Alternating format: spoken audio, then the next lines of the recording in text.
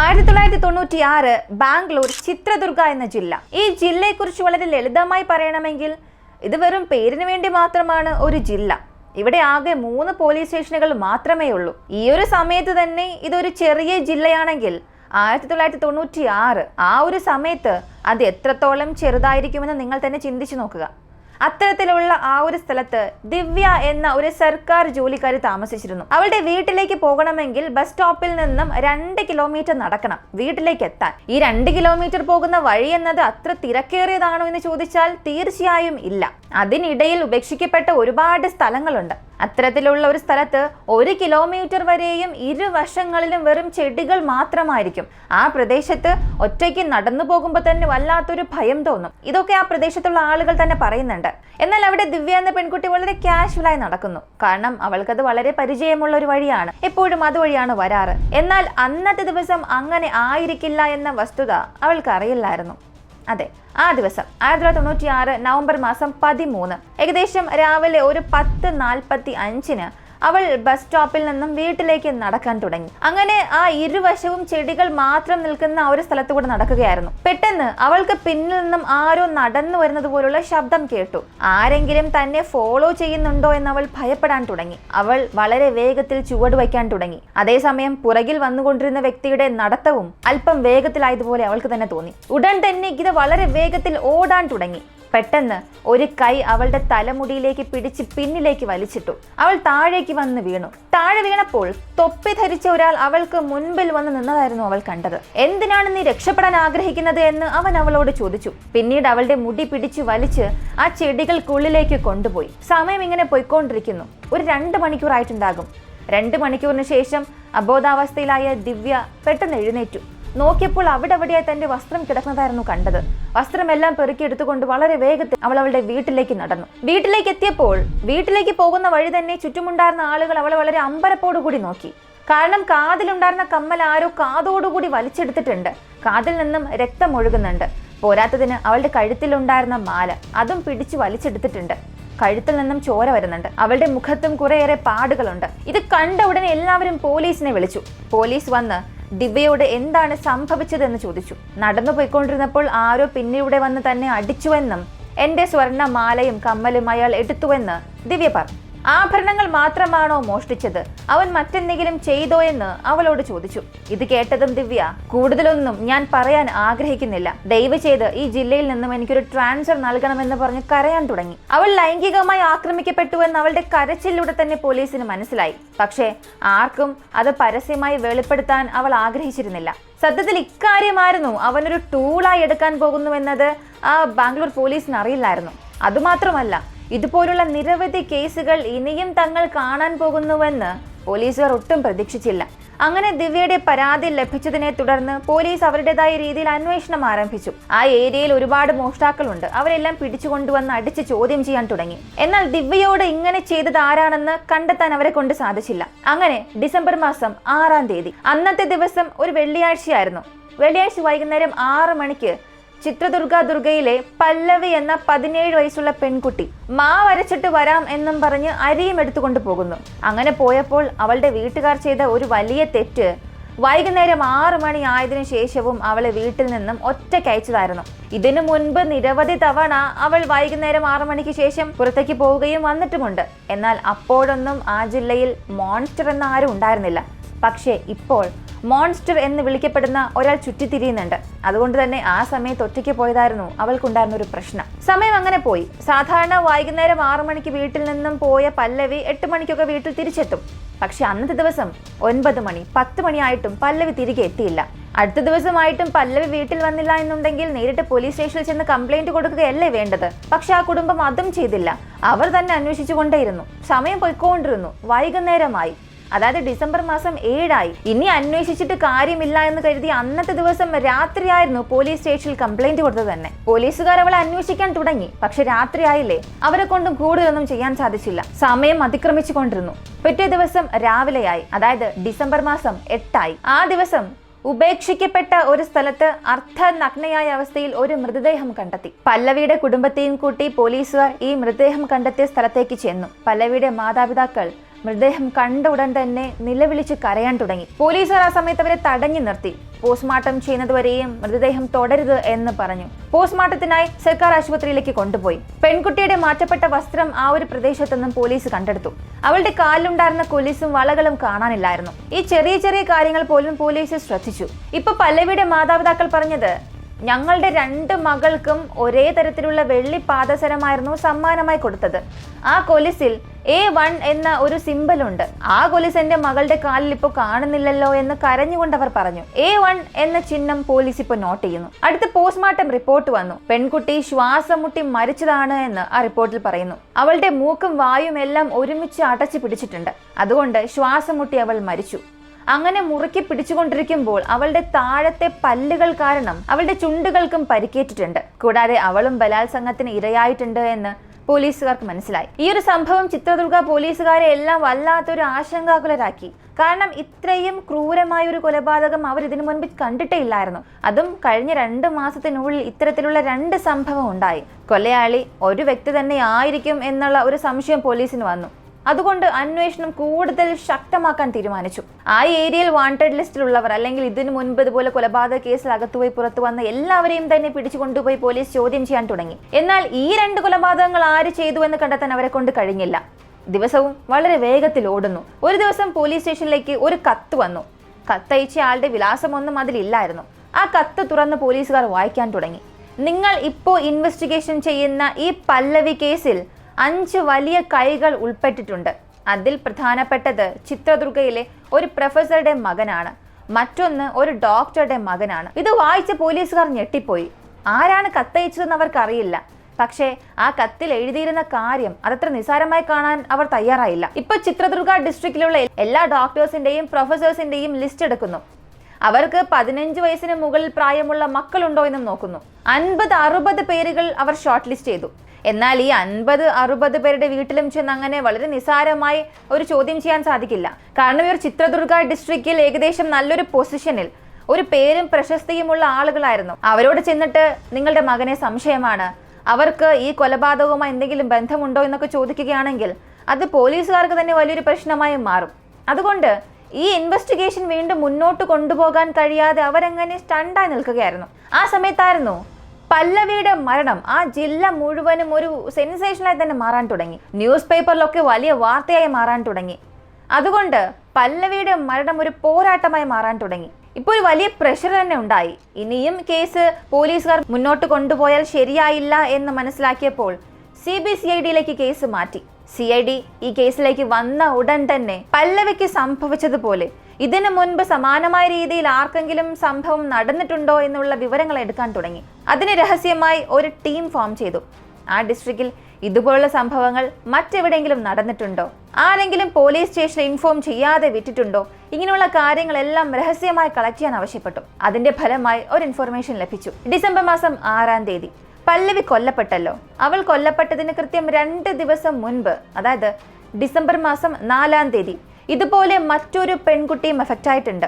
എന്നാൽ ആ പെൺകുട്ടി ആക്രമിയുടെ പക്കൽ നിന്നും രക്ഷപ്പെട്ട് വീട്ടിലേക്ക് പോയിട്ടുണ്ട്. ഈ വിവരം ലഭിച്ച ഉടനെ ആ പെൺകുട്ടി ആരാണെന്നുള്ള വിവരം ശേഖരിച്ചു. ആ പെൺകുട്ടിയുടെ പേര് ഗീത എന്നാണ്. അവൾ ഒരു പാൽ വിൽപ്പനക്കാരന്റെ മകളാണെന്ന് പറഞ്ഞു. എന്നാൽ ഈ ഒരു വിവരം വെച്ചുകൊണ്ട് ഈ ഗീത എവിടെയാണ്, ഈ പാൽ വിൽപ്പനക്കാരന്റെ വീട് എവിടെയാണ്, ഇതൊന്നും അവർക്ക് കണ്ടെത്താൻ സാധിച്ചില്ല. അതുകൊണ്ട് ചിത്രദുർഗ എന്ന സ്ഥലത്ത് ആരെല്ലാമാണോ പാല് വിൽക്കുന്നത് അവരുടെ ലിസ്റ്റ് എല്ലാം വേണമെന്ന് ആവശ്യപ്പെട്ടു. അങ്ങനെ ലിസ്റ്റ് കളക്ട് ചെയ്തു. അതിൽ ഈ കൗമാരപ്രായത്തിലുള്ള മക്കൾ ആർക്കൊക്കെ ഉണ്ട് എന്നുള്ള ഒരു ലിസ്റ്റ് പ്രത്യേകം മാറ്റുന്നു. അങ്ങനെ ഫൈനൽ ലിസ്റ്റിൽ ഒരു 4 പാൽ വിൽപ്പനക്കാർ വന്നു. ആ 4 പേരിൽ ഒരാൾക്ക് മാത്രമാണ് ഗീത എന്ന മകൾ ഉള്ളത്. അത് കണ്ടുപിടിച്ച ഉടനെ നേരിട്ട് അവരുടെ വീട്ടിലേക്ക് ചെല്ലുന്നു. നിങ്ങളുടെ മകൾക്ക് ഡിസംബർ മാസം 4-ാം തീയതി എന്ത് സംഭവിച്ചു എന്ന് ചോദിച്ചു. ഇത് കേട്ട ഉടനെ ആ പാൽ വിൽപ്പനക്കാരൻ, സർ, ഞാൻ എല്ലാ ദിവസവും വൈകുന്നേരമാകുമ്പോൾ പാൽ കറന്ന് എല്ലാ വീടുകളിലും ചെന്ന് പാല് കൊടുക്കുന്നത് ഒരു പതിവായിരുന്നു. പാല് കൊണ്ടുപോകുമ്പോൾ ചില ദിവസങ്ങളിൽ എൻ്റെ മകളും എൻ്റെ കൂടെ വരും. അങ്ങനെ ഡിസംബർ മാസം 4-ാം തീയതി അവൾ എൻ്റെ കൂടെ വന്നു. ഞാൻ പാല് കൊടുത്ത് തിരികെ വീട്ടിലേക്ക് വരുന്ന സമയത്ത് ശരീരവേദന ഉള്ളതുകൊണ്ട് മരുന്ന് കടയിൽ ചെന്ന് അല്പം മരുന്ന് വാങ്ങണമായിരുന്നു. അതുകൊണ്ട് ഞാൻ എൻ്റെ മകളോട് മുന്നിൽ നടക്കാൻ ആവശ്യപ്പെട്ടു. ഞാൻ മരുന്ന് വാങ്ങാനും പോയി. ഇപ്പോൾ എൻ്റെ മകൾ ഒറ്റയ്ക്ക് നടന്നു പോയിക്കൊണ്ടിരുന്നു. ആ സമയത്ത് അവൾക്ക് മുൻപിലൂടെ ഒരാൾ തൊപ്പിയും ധരിച്ച് നടന്നു വരികയായിരുന്നു. വന്ന അയാൾ വളരെ സാധാരണ രീതിയിൽ എൻ്റെ മകളെ ക്രോസ് ചെയ്തു പോയി. എന്നാൽ അങ്ങനെ ക്രോസ് ചെയ്ത് പോയ ആ വ്യക്തി അടുത്ത സെക്കൻഡിൽ തന്നെ തിരിഞ്ഞ് എൻ്റെ മകളെ ഫോളോ ചെയ്ത് വളരെ വേഗത്തിൽ നടക്കാൻ തുടങ്ങി. ഇത് മകൾക്ക് വല്ലാത്ത ഭയം സൃഷ്ടിച്ചു. അച്ഛനാണോ പുറകിലൂടെ വരുന്നത് എന്ന് ചിന്തിച്ച് അവൾ തിരിഞ്ഞു നോക്കി. എന്നാൽ അവിടെ ഞാനല്ലായിരുന്നു. ഒരു തൊപ്പി ധരിച്ച വ്യക്തിയായിരുന്നു അവൾക്ക് പുറകെ വന്നത്. അത് കണ്ടതും മകൾ ഭയന്ന് വളരെ വേഗത്തിൽ ഓടാൻ തുടങ്ങി. അവനും അതേ വേഗത്തിലോടി എൻ്റെ മകളുടെ തലമുടി പിടിച്ചു വലിച്ച് താഴെ തള്ളിയിട്ടു. വീണ ഉടനെ അവളുടെ കഴുത്തിൽ പിടിച്ച് ഞെരിച്ചു. എൻ്റെ പക്കൽ നിന്നും നീ രക്ഷപ്പെടാൻ ശ്രമിച്ചോ? നീ അത്ര വലിയ ആളാണോ എന്നൊക്കെ ചോദിച്ചിട്ട് എൻ്റെ മകളുടെ വസ്ത്രത്തിൽ കൈവയ്ക്കാൻ ശ്രമിച്ചു. അപ്പോൾ എൻ്റെ മകൾ അച്ഛ എന്ന് അല്ലാതെ നിലവിളിക്കാൻ തുടങ്ങി. ദൂരെ നിന്ന് നടന്നു വന്ന ഞാൻ ഈ വിളി കേട്ടു. ശബ്ദം വന്ന ദിശയെ നോക്കി ഞാൻ വളരെ വേഗത്തിൽ ഓടി. എൻ്റെ മകളുടെ ശബ്ദമാണെന്ന് എനിക്ക് ഉറപ്പായിരുന്നു. അവിടെ ചെന്ന് നോക്കിയപ്പോൾ ഒരു യുവാവ് എൻ്റെ മകളുടെ കഴുത്തിൽ ഞെരുക്കി പിടിക്കുകയായിരുന്നു. കണ്ടയുടനെ ഞാൻ താഴെ ഉണ്ടായിരുന്ന ഒരു കല്ലെടുത്ത് അവനെ നോക്കി എറിഞ്ഞു. അതവന്റെ മുഖത്ത് ചെന്നിടിച്ചു. ആ വേദനയിൽ അവനൊരല്പം അസ്വസ്ഥത തോന്നി. ആ സമയം പ്രയോജനപ്പെടുത്തി എൻ്റെ മകൾ വളരെ വേഗത്തിൽ അവനെ ഇടിച്ച് താഴെ ഇട്ടിട്ട് പെട്ടെന്ന് തന്നെ എഴുന്നേറ്റു. ഞാനും അവനെ ആക്രമിക്കാനായി അവന്റെ അടുത്തേക്ക് ഓടാൻ ശ്രമിച്ചപ്പോൾ അവൻ വളരെ വേഗത്തിൽ ആ കാടുകൾക്കുള്ളിലേക്ക് ഓടി രക്ഷപ്പെട്ടു. ഇപ്പോൾ ഞാൻ എൻ്റെ മകളോട് ചെന്നിട്ട് എന്ത് പറ്റി മോൾക്ക്, മറ്റെന്തെങ്കിലും അവൻ ചെയ്തോ എന്ന് ചോദിച്ചു. എന്നാൽ അവൾ ഇല്ല അച്ഛാ, ഇപ്പോഴാണ് ഇവൻ എന്നെ താഴെ തള്ളിയിട്ട് ആക്രമിക്കാൻ വന്നത്, അപ്പോഴത്തേക്കും അച്ഛൻ എത്തിയെന്നും പറഞ്ഞു. ഞാൻ അവന്റെ തലമുടി പിടിച്ചു വലിക്കാൻ ശ്രമിച്ചു. അങ്ങനെ ശ്രമിച്ചപ്പോൾ അവൻ ധരിച്ചിരുന്ന തൊപ്പി താഴേക്ക് വീണു. അങ്ങനെ വീഴുമ്പോഴാണ് ഞാനൊരു കാര്യം ശ്രദ്ധിച്ചത്. അവന്റെ തലയിൽ 2 വശത്തും അധികമൊന്നും മുടിയില്ല, ഷോർട്ട് കട്ട് ചെയ്തിട്ടുണ്ട്. തലയിലുള്ള മുടികളും വളരെ പരിമിതമായിരുന്നു. ഇതൊക്കെ വെച്ച് നോക്കുമ്പോൾ അവനൊരു പോലീസ് ഓഫീസർ ആയിരിക്കാമെന്നൊരു സംശയം എനിക്ക് വന്നു എന്നും എൻ്റെ മകൾ പറഞ്ഞു. മകൾ അങ്ങനെ പറഞ്ഞതിന് ശേഷമാണ് അതുവരെയും പോലീസിൽ കംപ്ലൈന്റ് കൊടുക്കാം എന്ന് ചിന്തിച്ചു കൊണ്ടിരുന്ന ഞാൻ ഇനി ഇക്കാര്യം പോലീസിൽ പറഞ്ഞാൽ യാതൊരു പ്രയോജനവും വരില്ല എന്ന് മനസ്സിലായത്. ഒരുപക്ഷെ ഞാൻ കംപ്ലൈന്റ് കൊടുക്കാൻ പോകുന്ന ആ വ്യക്തി തന്നെയായിരിക്കും എൻ്റെ മകളെ ആക്രമിച്ച ക്രിമിനൽ. അങ്ങനെ സംഭവിച്ചാൽ അവൻ ഞങ്ങളെ വെറുതെ വിടില്ല. അതുകൊണ്ട് പോലീസിൽ ഇക്കാര്യം അറിയിക്കണ്ട എന്ന് ഞങ്ങൾ തീരുമാനിച്ചു. എന്നാൽ എങ്ങനെയൊക്കെയോ ഇക്കാര്യം പുറത്തറിഞ്ഞു. ഒരുപാട് പേർക്ക് മനസ്സിലായി. ഇതിലൂടെ ഞങ്ങൾ ഒരുപാട് ബാധിക്കപ്പെട്ടു എന്നും ആ പാൽ വിൽപ്പനക്കാരൻ CBCIDയോട് പറഞ്ഞു. ഇത് കേട്ട ഓഫീസേഴ്സ് നിങ്ങളുടെ മകളോട് ഞങ്ങൾക്കൊന്ന് സംസാരിക്കാമോ എന്ന് ചോദിച്ചു. അദ്ദേഹവും തീർച്ചയായും നിങ്ങൾക്ക് സംസാരിക്കാമെന്ന് പറഞ്ഞു. ഗീതയെ വിളിച്ചു. ഗീത ഓഫീസേഴ്സിന് മുൻപിൽ വന്ന് നിന്നു. നിങ്ങൾ ആക്രമിയെ കണ്ടിട്ടുണ്ട്, അവനെ നിങ്ങൾക്ക് തിരിച്ചറിയാൻ കഴിയുമോ എന്ന് ചോദിച്ചു. ഇപ്പൊ ഗീത ഒരല്പം പോലും ചിന്തിച്ചില്ല. തീർച്ചയായും അവന്റെ മുഖം എനിക്ക് നന്നായി തന്നെ ഓർമ്മയുണ്ട്, കണ്ടാൽ എനിക്ക് പെട്ടെന്ന് തിരിച്ചറിയാൻ കഴിയുമെന്നും പറഞ്ഞു. പറഞ്ഞ ഉടനെ ഈ CBCID ഓഫീസേഴ്സ് നിങ്ങളുടെ സഹായത്തിന് ഒരുപാട് നന്ദി. ഒരുപക്ഷെ ഞങ്ങൾക്ക് ആരെങ്കിലും ലഭിച്ചാൽ നിങ്ങളെ വിളിക്കാം, അപ്പോൾ പോലീസ് സ്റ്റേഷനിലേക്ക് നിങ്ങൾ വന്നാൽ മതിയെന്നും ആവശ്യപ്പെട്ടു. അങ്ങനെ അവരവിടെ നിന്നും തിരിക്കുന്ന ആ ഒരു സമയത്ത് ഗീത അവരെ തടഞ്ഞു നിർത്തി. സർ, നിങ്ങൾ അവനെ അന്വേഷിച്ച് ഒരുപാട് ദൂരം പോകേണ്ട ആവശ്യമൊന്നുമില്ല. ഞാൻ ഇപ്പോഴാണ് അടുത്തിടെയാണ് അയാളെ കണ്ടത്. അതും ചിത്രദുർഗ ഗ്രൗണ്ട് ഉണ്ടല്ലോ, ആ ഗ്രൗണ്ടിലാണ് ഞാൻ അയാളെ കണ്ടതെന്നും പറഞ്ഞു. ഇത് കേട്ട ഉടനെ ഓഫീസേഴ്സിന് വല്ലാത്ത ഞെട്ടിലുണ്ടായി. എന്താണ് ഈ പറയുന്നത്? നിങ്ങൾ അയാളെ കണ്ടെന്നോ? നിങ്ങൾ എന്തിനാണ് ആ ഗ്രൗണ്ടിൽ പോയതെന്ന് ചോദിച്ചു. അതിന് ഗീത, സർ, ഞാൻ ഇപ്പോഴാണ് ചിത്രദുർഗയുടെ ഹോം ഗാർഡായി അടുത്തിടെ ജോയിൻ ചെയ്തതിന് ശേഷം റിപ്പബ്ലിക് ഡേയുമായി ബന്ധപ്പെട്ട് ഒരു പ്രാക്ടീസിന് എന്നെ ഗ്രൗണ്ടിലേക്ക് വരാൻ ആവശ്യപ്പെട്ടു. ഞാനും അവിടെ ചെന്ന് ലൈനിൽ മുന്നിൽ തന്നെ നിൽക്കുകയായിരുന്നു. അങ്ങനെ നിൽക്കുന്ന ആ സമയത്ത് ആ ഗ്രൗണ്ട് വൃത്തിയാക്കാനായി കുറച്ചുപേർ വന്നു. ട്രാക്കിൽ ലൈനൊക്കെ ശരിയാക്കുമല്ലോ. അങ്ങനെ ട്രാക്കിടുന്ന ഒരാളുടെ മുഖം ഞാൻ കണ്ടു. ആ മുഖം കണ്ടപ്പോൾ തന്നെ എനിക്ക് വല്ലാത്ത ഭയം തോന്നി. ഞാൻ ശ്രദ്ധിച്ച് അവനെ നോക്കി. അവനെ കണ്ടപ്പോൾ എനിക്ക് മനസ്സിലായി ഇവൻ തന്നെയാണ് അന്ന് എന്നെ ആക്രമിച്ചവനെന്ന്. ഇത് ഞാൻ സ്ഥിരീകരിക്കാൻ മറ്റൊരു കാര്യം കൂടെ ഉണ്ടായിരുന്നു. അന്നത്തെ ദിവസം എൻ്റെ അച്ഛൻ കല്ലെറിഞ്ഞപ്പോൾ അതവൻ്റെ മുഖത്ത് കൊള്ളുകയും ഒരു പരിക്കേൽക്കുകയും ചെയ്തു. അതേ പരിക്ക് ഇവനും ഉണ്ടായിരുന്നു. എനിക്ക് 100% പറയാൻ സാധിക്കും എന്നെ ആക്രമിച്ചത് അവൻ തന്നെയാണ്. അവനൊരു പോലീസ് ഓഫീസറാണ്. ഇത് കേട്ട ഉടനെ ഈ ഓഫീസേഴ്സിന് വല്ലാത്തൊരു പ്രതീക്ഷ ലഭിച്ചു. ഇത്രയും ദിവസം നമ്മൾ തിരിഞ്ഞ കള്ളൻ ഇവൻ തന്നെയാണ്. ഇവനെ പിടിക്കുകയാണെങ്കിൽ ഒരുപാട് സത്യം നമുക്ക് പുറത്തു കൊണ്ടുവരാൻ കഴിയും. അങ്ങനെ അന്നത്തെ ദിവസം ആ ഗ്രൗണ്ടിൽ പ്രാക്ടീസ് ഓർഗനൈസ് ചെയ്ത ടീമിനെ കോൺടാക്ട് ചെയ്യുന്നു. അന്ന് ആ ഗ്രൗണ്ട് ആരൊക്കെയാണ് വൃത്തിയാക്കിയത്, ആരാണ് ആ ലൈൻ ഇട്ടതെന്ന വിവരങ്ങളെല്ലാം ശേഖരിച്ചു. അന്ന് ഗ്രൗണ്ട് ക്ലിയർ ചെയ്തത് 4 ട്രെയിനിങ് പോലീസ് ഓഫീസേഴ്സ് ആണ്. ആ 4 പേരോടും ഗസ്റ്റ് ഹൗസിലേക്ക് വരാൻ ആവശ്യപ്പെട്ടു. ഗസ്റ്റ് ഹൗസിൽ ചില ജോലികളുണ്ട്, ചെയ്യാനായി 4 പേരെയും വരാൻ പറഞ്ഞു. ആ സമയത്ത് ഗീതയെയും ഗസ്റ്റ് ഹൗസിലേക്ക് വിളിച്ചു. ജനാലയ്ക്ക് പുറകിലായി അവളെ ഒളിച്ചിരിക്കാൻ ആവശ്യപ്പെട്ടു. അവർക്ക് മുൻപിൽ ഓഫീസേഴ്സും ഉണ്ട്. ഈ വരുന്നവരിൽ ആരാണ് ആ ആക്രമിയെന്ന് തിരിച്ചറിയാനും അവളോട് ആവശ്യപ്പെട്ടു. ഗീത ജനാലയ്ക്കടുത്ത് തന്നെ ഇങ്ങനെ കാത്തിരിക്കാൻ തുടങ്ങി. ഈ സമയത്ത് 3 ട്രെയിനിങ് പോലീസുകാർ ആ ഗസ്റ്റ് ഹൗസിലേക്ക് വരികയും അവിടെ മുഴുവനും വൃത്തിയാക്കാനും തുടങ്ങി. ഇപ്പൊ ഓഫീസേഴ്സ് ഈ ഗീതയോട് ചെന്നിട്ട് ഇവരിൽ ആരെങ്കിലും ആണോ എന്ന് ചോദിച്ചു. അവരെ 3 പേരെയും നോക്കിയിട്ട് ഗീത ഇല്ല സാർ, ഇവരിൽ അയാൾ ഇല്ല എന്നും പറഞ്ഞു. ഇപ്പൊ ഉടൻ തന്നെ ഈ ഓഫീസേഴ്സ് ഈ 3 പേരുടെ അടുത്ത് ചെന്നിട്ട് നിങ്ങളുടെ കൂട്ടത്തിൽ 4ാമതൊരാൾ ഉണ്ടല്ലോ, അവൻ എവിടെയാണ്, അവൻ ഇന്ന് വന്നില്ല എന്ന് ചോദിച്ചു. ഇതിനെ കൂടെ ഉണ്ടായിരുന്നവരും ഇല്ല സാർ, അവൻ സൈക്കിളിലാണ് വരുന്നത്, ഒരല്പം വൈകിട്ടാണെങ്കിലും അവൻ ഇവിടെ എത്തും എന്ന് പറഞ്ഞു. ഇങ്ങനെ സംസാരിച്ചു കൊണ്ടിരുന്നപ്പോൾ തന്നെ സൈക്കിളിന്റെ ശബ്ദം കേട്ടു. ഉടൻ തന്നെ വീടിനുള്ളിൽ ഉണ്ടായിരുന്ന ഗീതയ്ക്ക് സിഗ്നൽ കൊടുത്തു. ഗീത ആ സൈക്കിൾ വരുന്ന ഭാഗത്തേക്ക് തിരിഞ്ഞു നോക്കിയപ്പോൾ തന്നെ അവളുടെ കണ്ണുകൾ വിടരാൻ തുടങ്ങി. സാർ, ഇവൻ തന്നെയാണ് എന്നവൾ പറയാൻ തുടങ്ങി. പറഞ്ഞ ഉടനെ ഈ CBCIDs ആ വരുന്ന വ്യക്തിയെ ശ്രദ്ധിച്ചു. അവനെക്കുറിച്ചുള്ള ഡീറ്റെയിൽസും കളക്ട് ചെയ്യാൻ തുടങ്ങി. അവന്റെ പേര് ഉമേഷ് റെഡ്ഡി. അവൻ ചിത്രദുർഗ പോലീസ് പരിശീലനത്തിൽ ചേരുന്നതിന് മുൻപ് കാശ്മീരിലെ CRPF പരിശീലനത്തിൽ ഉണ്ടായിരുന്നു.